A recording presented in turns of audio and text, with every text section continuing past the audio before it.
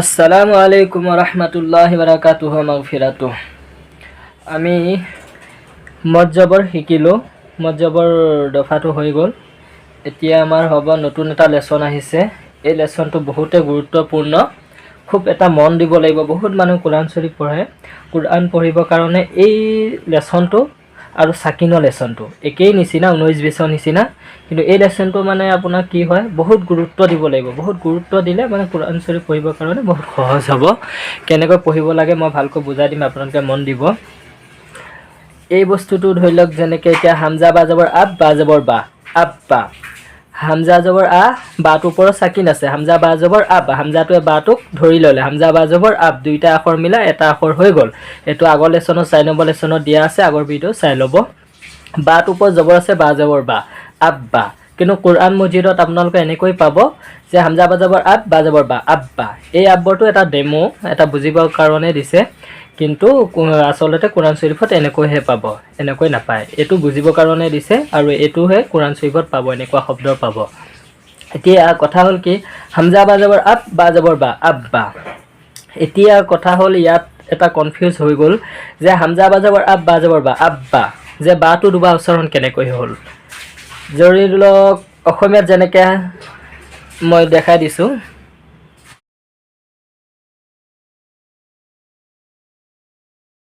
চাব। এইটো হামজা হ'ল, হামজাটোৰ ওপৰত জবৰ আছে, হামজা জবৰ আ। এইটো বা হ'ল, বাটোৰ ওপৰত সাকিন আহিল, হামজা বা জবৰ আব। আকৌ বা জবৰ বা, হামজা বা জবৰ আব, বা জবৰ বা, আব্বা।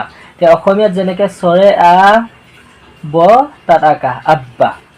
ঠিক তেনেদৰে হামজা বা জবৰ আব, বা জবৰ বা, আব্বা। হামজা বা জবৰ আব, বা জবৰ বা, আব্বা। কিন্তু কোৰআন মজিদত আমি কেনেকৈ পাম যে এইটো এনেকৈ হামজা ওপৰত জবৰ থাকিব, এনেকৈ এটা আপোনাৰ বা থাকিব, বাটোৰ ওপৰত কি থাকিব, এনেকৈ এই এডাল তছজিদ আছে, হামজা বা জবৰ আব, বা জবৰ বা, আব্বা।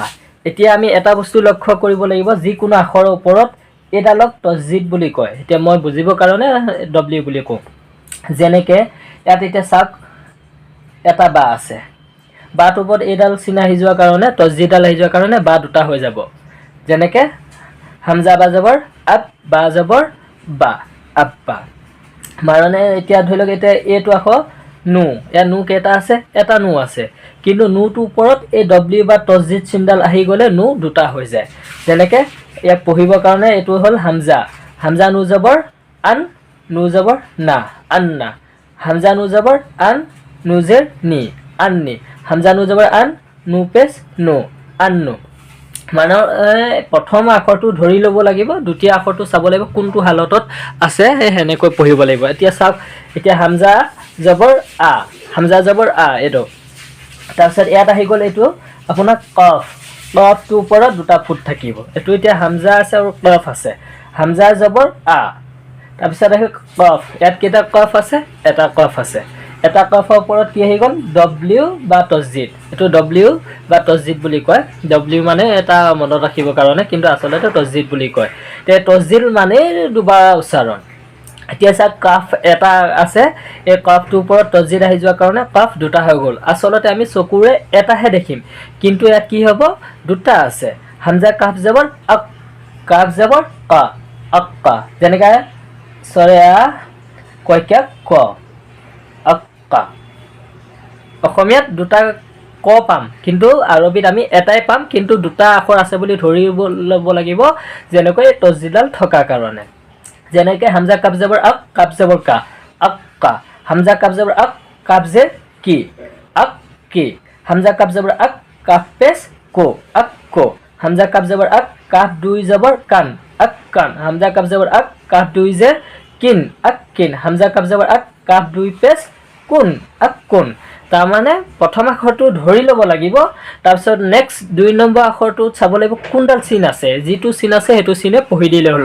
হামজা কাফ জবৰ আক, কাফ জবৰ কা, আক কা। হামজা কাফ জবৰ আক, কাফ জে কি, আক কি। হামজা কাফ জবৰ আক, কাফ পেছ কো, আক কো। হামজা কাফ জবৰ আক, কাফ দুই জবৰ কান, আক কান, আক কিন, আক কোন। ঠিক তেনেদৰে একদম মুঠতে এটা বস্তুৱে মনত ৰাখিব, এইডালক কি বুলি কয়, তছজিদ বুলি কয়। এইডালক তছজিদ বুলি কয়। এইডাল মানে দুবাৰ উচ্চাৰণ। যেনে ইয়াত এতিয়া বা এটা হৈ গ'ল, বা ইয়াত দুটা আছে।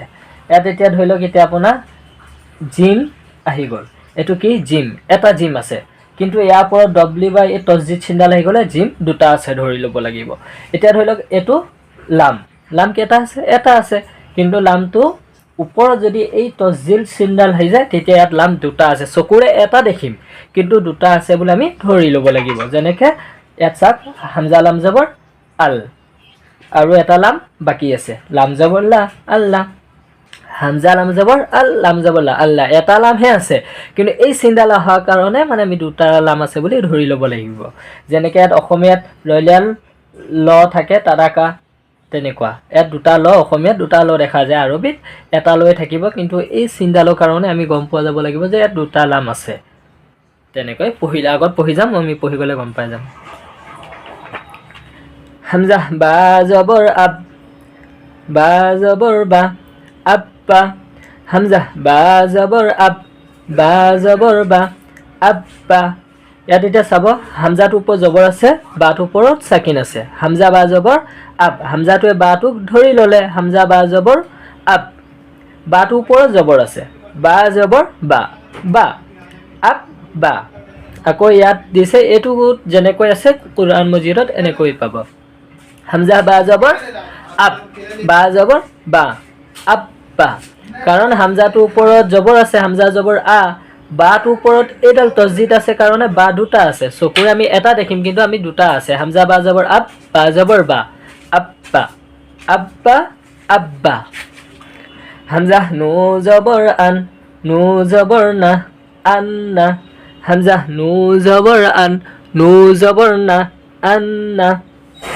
রা বা পেশ রুব বা জবর বা রুব্বা রা বা পেশ রুব বা জবর বা রুব্বা হামজা মিম জের মিম জবর মা ইম্মা হামজা মিম জের মিম জবর মা ইম্মা ইয়াত দুটা বস্তু আছে সদায় এটা বস্তু মনত ৰাখিব নু আৰু মিম দেই নুটোৰ ওপৰত ডব্লিউ বা তসজিদ থাকিলে নুটো দুবাৰ উচ্চাৰণ হ'ব প্লাছ গুণনা হ'ব মিমটোৰ ওপৰত ডব্লিউ বা এই তসজিদ চিনডাল থাকিলে দুবাৰ উচ্চাৰণ হ'বই প্লাছ গুণনা হ'ব যেনে আন্না ইম্মা এই বস্তুটো মনত ৰাখিব আলিফৰ পৰা ইয়ালৈকে যিকোনো আখৰৰ ওপৰত এই তসজিদ চিনডাল থাকিলে দুবাৰ উচ্চাৰণ হ'ব কিন্তু নু আৰু মিমৰ ওপৰত যদি এই ডব্লিউ বা তসজিদডাল থাকে তেতিয়াহ'লে দুবাৰ উচ্চাৰণটো হ'বই প্লাছ গুণনা হ'ব যেনে আন্না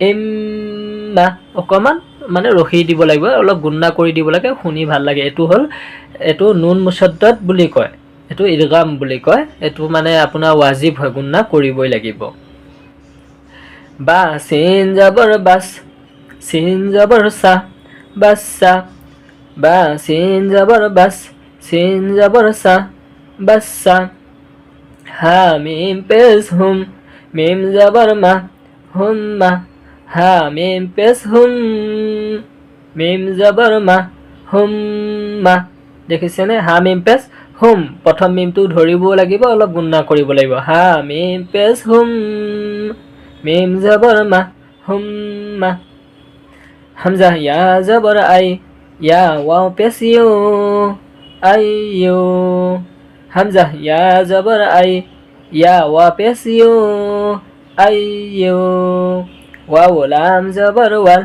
লাম খাৰা জবৰ লা ওয়াল্লা এইটো খাৰা জবৰ থকাৰ কাৰণে 1 সেকেন্ড লম্বা হৈছে বিলাক আগৰ ভিডিও দিয়া আছে চাই ল'ব ওয়াও লাম জবৰ ওয়াল লাম খাৰা জবৰ লা ওয়াল্লা